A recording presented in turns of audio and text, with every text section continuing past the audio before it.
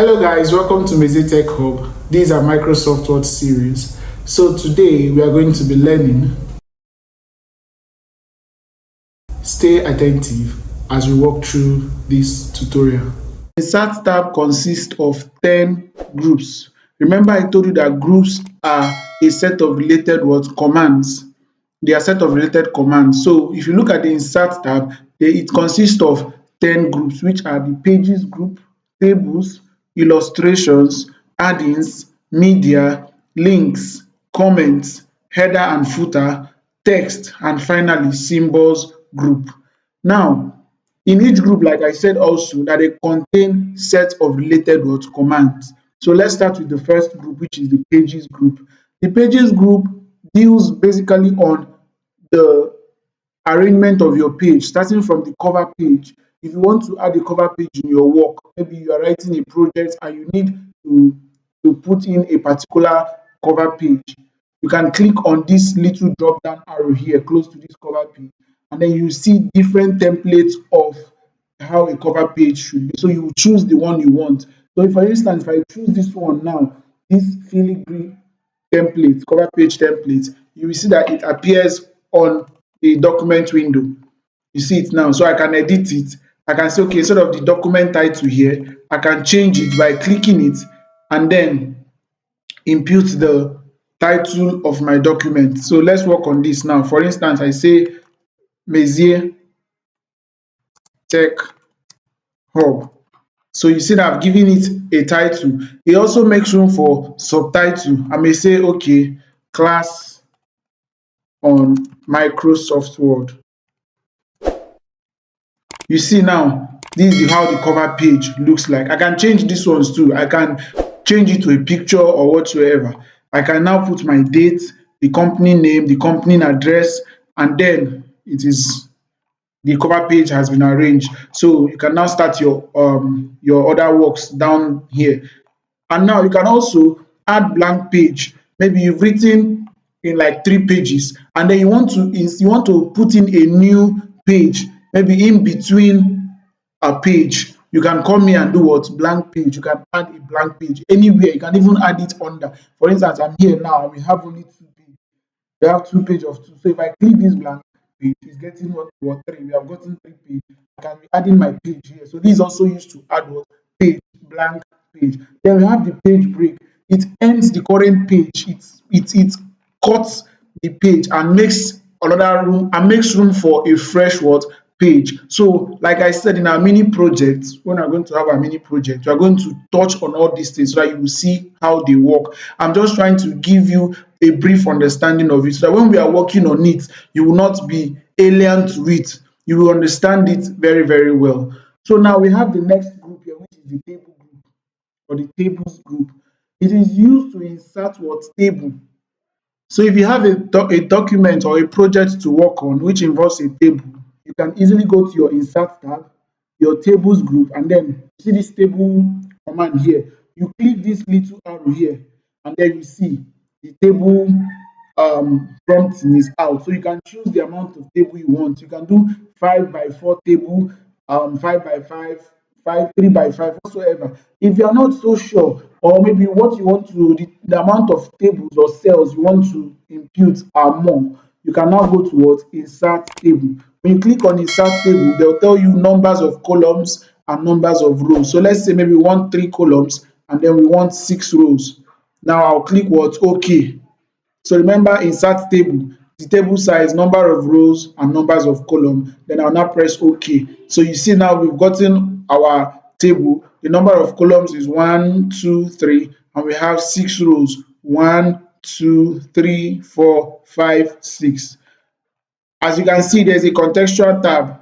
I don't know if I've mentioned contextual tab in the formal recordings or videos, but there's contextual tabs. They are tabs that only come out when specific objects are clicked on or are inserted. So as I've inserted the table now, you can see that these 2 tabs are now what? Out. If I click out of the table, you find out they are what? They are gone. They are no longer here on this place again. But if I click on this table now, which is an object, it comes up design tab and layout tab. So these are contextual tab that you can use to design or edit the table.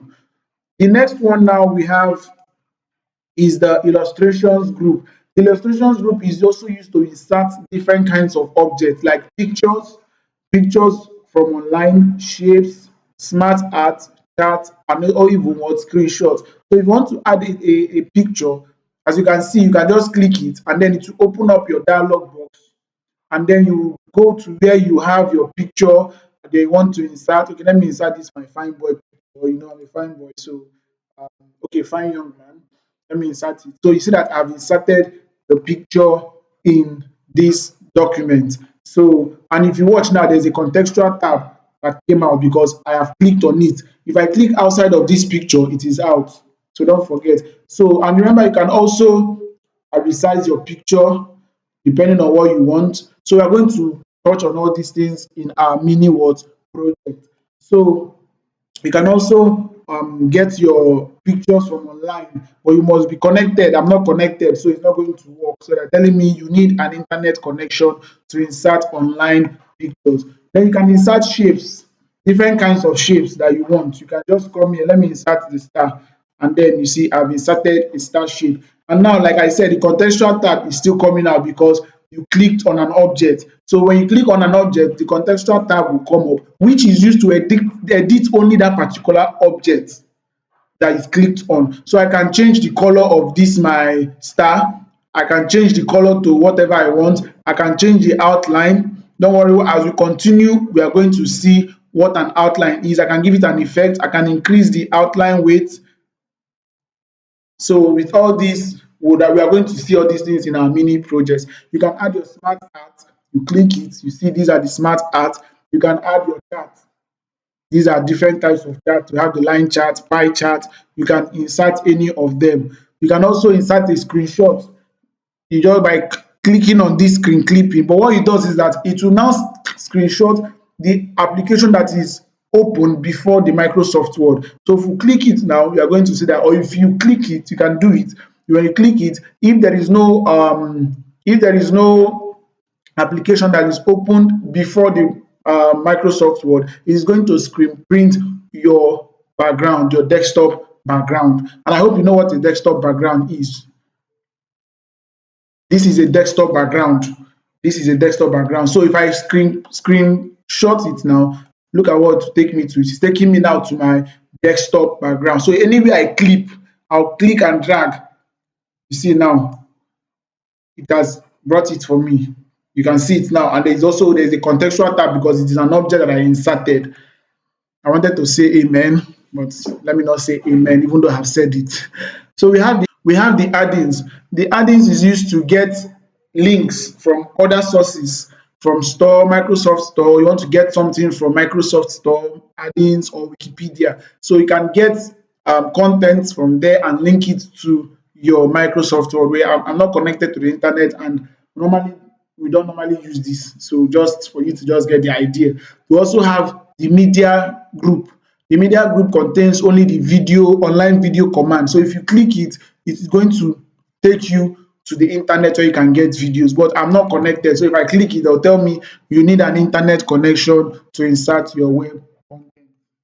Don't mind me. Data is not expensive, so I'm trying to minimize my money.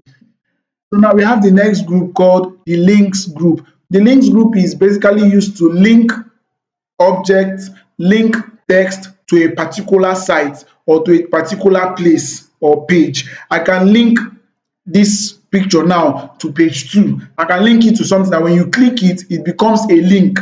So the simplest explanation is that it is used to make an object or a text a link to something else. I can link it to a website. I can link it even into the same page.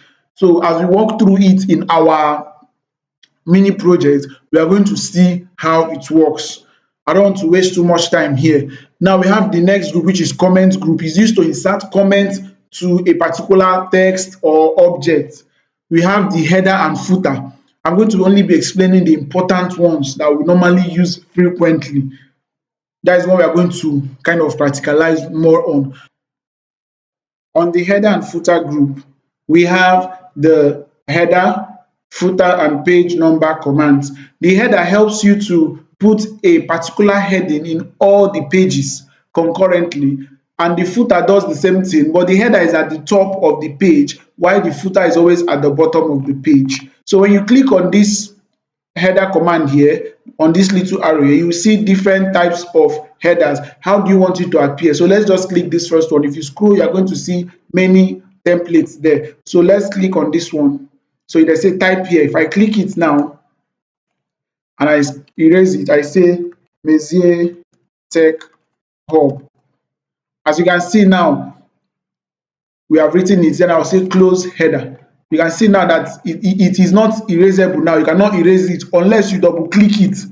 That is when you can now open up the header space and then edit it. Then after editing it, you will come to what? Close header and footer. You can also insert footer by doing the same thing. As you can see, there are different templates here. It comes at the bottom of the page. I can say our work, and then I'll close it. Now, when I close it, you see that we have the header here and we have the footer here. Hope we have understood it to this point.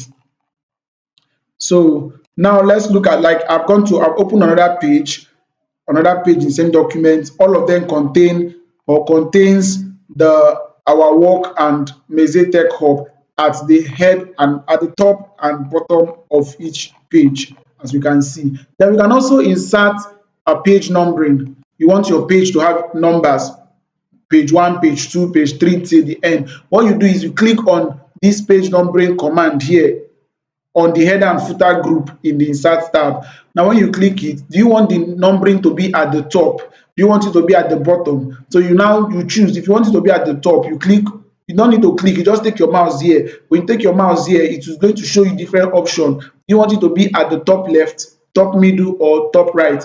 Or if you want it to be at the bottom, you can still do the same thing. You choose the particular place you want it to be. So let's leave it at the bottom, at the center of the page. So this is, remember, we are at the bottom of page. So let's put it center. Now you see now we have page 3 here, we have page 2 here, and we have page 1 here. And then we close the footer. So as you can see now, the footer that we wrote before has disappeared. We now have only the page numbering here.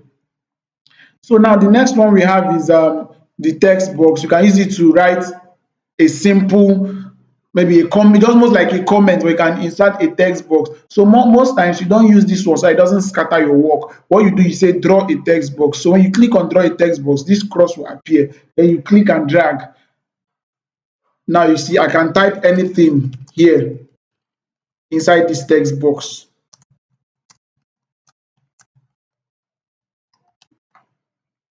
Then when you click outside of the text box, you see that it's always up. You can move it if you want. You can move the text box if you want. So we have that is under the text group. We have the quick art. We have the word art. Depending on what you want to do, you want to give, maybe if I highlight this now and come to this word art, I'm trying to say, okay, change it to this format for me. You can see it now. You can see, because I went to the word art and I changed the look of it. You see now we have different word art. So we have signature line. Most times you can go online to get Microsoft Office signature line, but we don't use all these ones most times. Objects, you can is to go to another is to go to another application. You can go to Microsoft Chat, Microsoft Excel, depending on what you want to do with them. But most times we don't use these ones. So now we have the last one here, the symbols group. We have the equation. Remember, you can insert date and time too from here.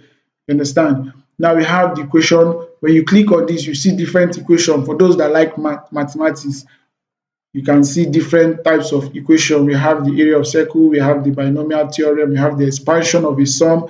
We have different types of what equation. You can also click here to get more equation. You can click here to insert new equation. Then the last but not the least, we have the symbol command. You can see different symbols. You can click on more symbols for you to see as many symbols as possible. So you can see now, scroll, You see different types of symbol, different types of alphabet. You can change them here.